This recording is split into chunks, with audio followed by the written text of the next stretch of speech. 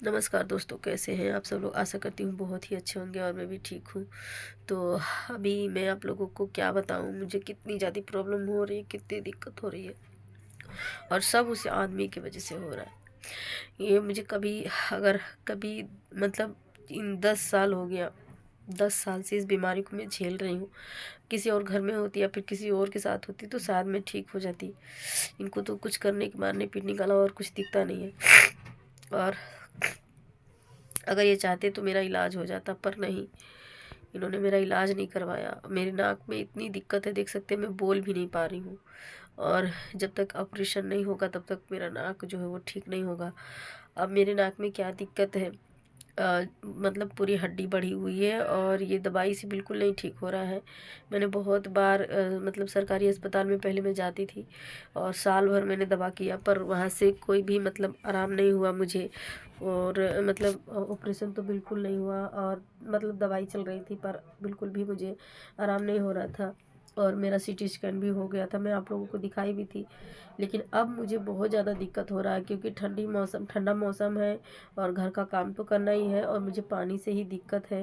जैसे कि मैं पानी में काम करूँ, बर्तन या कपड़े लत्ते, मतलब कोई भी ऐसा काम करूँ तो मुझे जाम हो जाता है, हमेशा मुझे जुकाम रहता है ना, और पूरा दर्द होता है और ब्लड भी मतलब आने लगता है।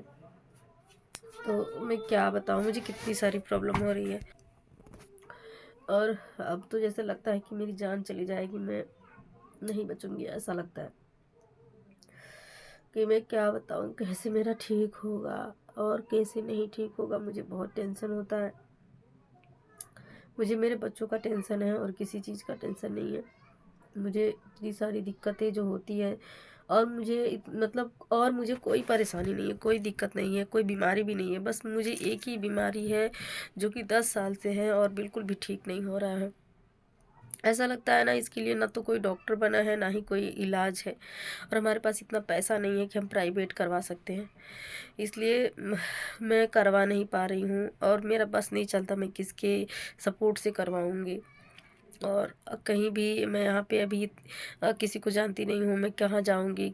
जिस हॉस्पिटल में मैं जाती थी वहाँ पे हो नहीं रहा था, अब उसके अलावा मैं कहाँ जाऊँगी अकेले। मुझे कुछ समझ में नहीं आता, मैं करूँ तो क्या करूँ। बस यही सब कुछ सोच के पड़ी रहती हूँ और बहुत ज़्यादा टेंशन होता है। आज मैंने कुछ भी नहीं किया, और फिर मैं टेंशन लेती हूँ इतना ज़्यादा, फिर बाद में मैं सोचती हूँ जाने दो, टेंशन लेके क्या करना है, मरना तो है ही है।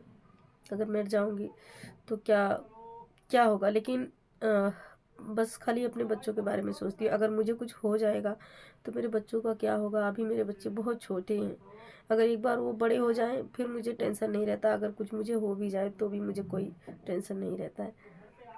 पर इसकी जैसे मतलब हमेशा जब अब तक मुझे इतना टेंशन नहीं था, लेकिन जब से ये थोड़ा सा ब्लड आने लगा ना, तब से मुझे ज़्यादा टेंशन हो गया कि ऐसा क्यों हो रहा है मेरे साथ। और गरीब लोगों को भगवान भी दुख देते हैं, और ऐसे लोगों का कोई सपोर्ट भी नहीं करता है। जैसे मतलब लगता है कि मैं झूठ बोल रही हूँ, या फिर ऐसे कोई सपोर्ट नहीं करता। अभी जिसके पास पैसे रहते हैं, जो अच्छे खासे लोग होते हैं, उनको सब सपोर्ट करते हैं।